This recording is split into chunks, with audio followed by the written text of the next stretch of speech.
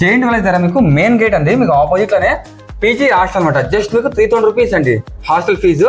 ఇది వచ్చేసి భాస్కర్ పీజీ అనమాట. మీకు 14 రూమ్లు ఉంటాయి. ఒక రూమ్ లో వచ్చేసి 5 మెంబర్ షేరింగ్ ఉంటుంది. మీకు సపరేట్ గా 3 or 4 షేరింగ్ కూడా అవైలబుల్ ఉంటుంది.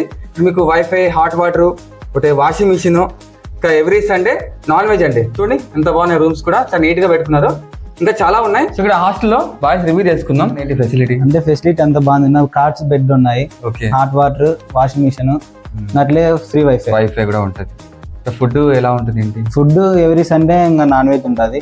మధ్యలో egg curry, chapati, tiffin, sweets అన్ని బాగుంటాయి. అంటే హోమ్లీ ఫుడ్ మాత్రం ఉంటుంది అండి.